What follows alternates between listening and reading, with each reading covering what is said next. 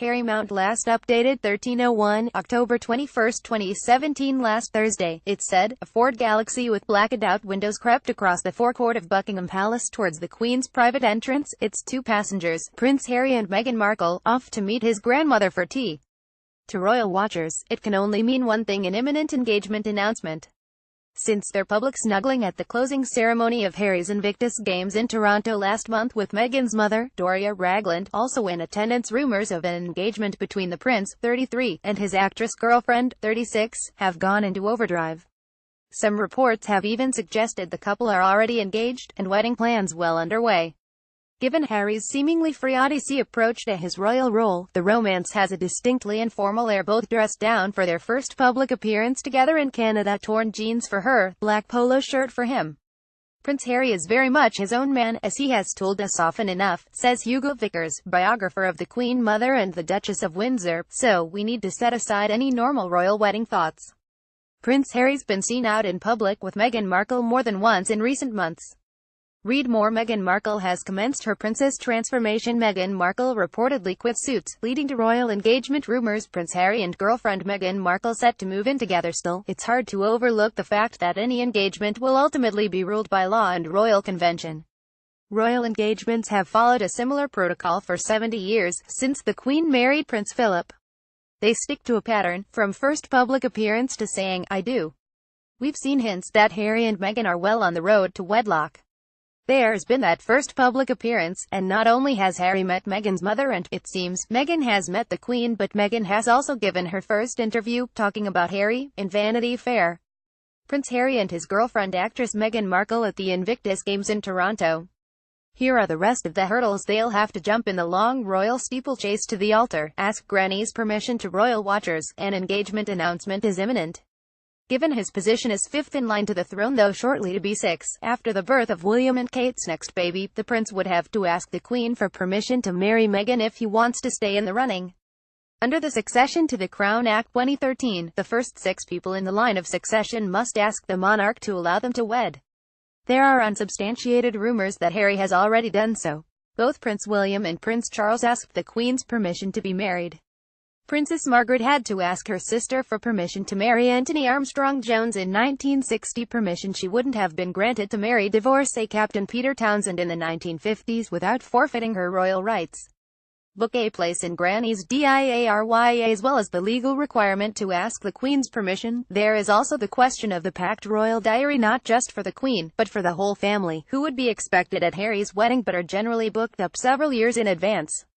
Everyone thinks the engagement will come, says Hugo Vickers, but some people say it's unlikely to be just yet, as Her Majesty and Prince Philip are about to celebrate their 70th wedding anniversary.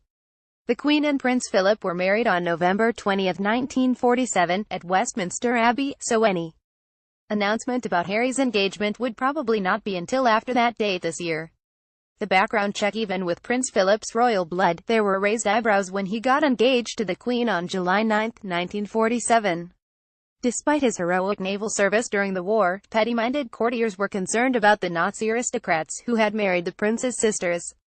Marion Crawford, the Queen's former nanny, later wrote, "Some of the King's advisors did not think him good enough for her. He was a prince without a home or kingdom." Some of the papers played long and loud tunes on the string of Philip's foreign origin.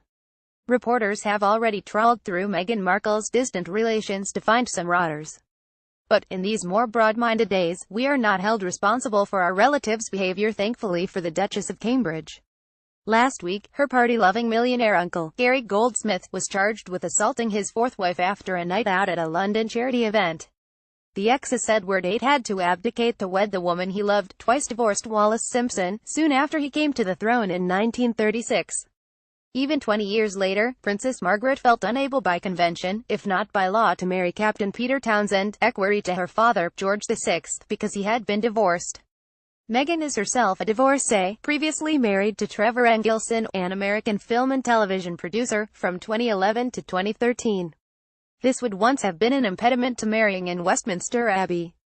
When the divorced Prince Charles married the divorced Camilla Parker Bowles in 2005, it was a civil ceremony, followed by a blessing in St. George Chapel, Windsor. However, things have changed even in the past decade. Earlier this year, an Abbey spokesman said, "The Abbey follows the General Synod ruling of 2002. Since then, it has been possible for divorced people to be married in the Church of England. God check it used to be the case that members of the royal family lost their place in the line of succession if they married a Catholic. Meghan's father is Jewish, and she attended the Catholic Immaculate Heart Convent in Los Angeles. But, since 2015, royal family members have been allowed to marry Catholics without jeopardizing their position. Though any child of Harry and Meghan, if brought up Catholic, would be banned from succeeding to the throne, an unlikely prospect anyway, as the monarch remains the supreme governor of the Church of England. The official interview. It seems likely that Prince Harry would do an official engagement interview on television, as his brother and father did before him. His parents' engagement interview became infamous for Prince Charles' remark, in response to the reporter's question as to whether the couple were in love, whatever in love means. Yet it was not interpreted as prophetic of a doomed union at the time. I have every newspaper published the day after that remark was made, says Hugo Vickers. Not one reported it. The official engagement interview with William and Kate was done by their friend Tom Bradby, the ITV News at 10 presenter, at St. James's Palace. He attended their wedding, set a date and chose a dukedom. Prince William's engagement followed much the same pattern as his father and grandmother. On November 16, 2010, the news was announced by Clarence House, as will likely be the case with Prince Harry, although some have speculated it might be via a tweet, with the revelation that they had got engaged in Kenya the month before. They were married 5 months later in Westminster Abbey. St. Paul's Cathedral, where Prince Charles was first married, was an anomaly. Harry is likely to get married in Westminster Abbey, too, with a similar engagement period to his brother, father and granny, of about 4 to 6 months. Just like his grandfather Prince Philip, William accrued new titles on the morning of his wedding: Duke of Cambridge, Earl of Strathearn and Baron Carrickfergus. Prince Harry can expect similar treatment. Put a ring on it. Prince William gave Kate Princess Diana's engagement ring. His brother will have to find a different one. Keen royal watchers should look out for a tall, ginger 33-year-old in upmarket jewelers over the coming weeks. The Telegraph, London.